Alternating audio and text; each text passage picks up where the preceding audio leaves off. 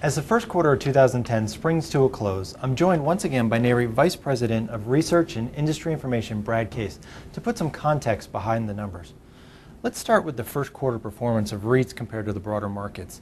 How did REITs do and what was fueling the performance? Yeah, REITs did very well. REIT investors during the first quarter realized returns that were roughly double the returns on the broader stock market. I think what's fueling that is a continued sense among investors that REITs have an opportunity over the next few years to acquire very high quality properties at very good prices. And that's going to fuel very strong earnings growth going forward. I think that REIT investors are aware that REITs are already beyond the troubles in the underlying property market that are going to continue to provide headlines over the next few years. But the bad news that is going to be in the headlines has already been priced into REIT stocks, and so REIT investors are moving forward from there. And do you think these trends you just talked about will be sustainable throughout the rest of the year, or will we see other factors come into play?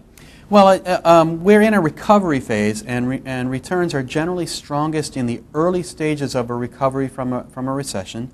So I don't think that the pace of returns that we saw in the first quarter is going to be sustainable on a long-term basis. In fact, the returns that we saw in the first quarter of roughly 11% is more or less the long-term average on an annual basis. However, I think REIT investors have probably moved into the beginning of what's likely to be a long bull market in real estate. The normal real estate cycle is about 18 years. And if you figure that we've seen the first year of recovery in REIT markets, that suggests that REIT investors probably have something like 15 years of strong returns ahead of them. They're not going to be equally strong, and REIT investors certainly can't expect to see positive returns in every quarter or every month of that long cycle.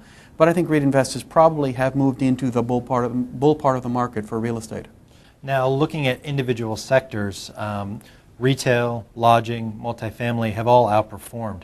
Is there any commonality among those sectors as to what's driving that? Yeah, I think the greatest commonality in those sectors is that those property types are where we have seen either significant transactions already occurring or significant preparations for those transactions in the next few months and few quarters. And so investors are seeing that the opportunities to acquire high quality properties at good prices are already there in those sectors.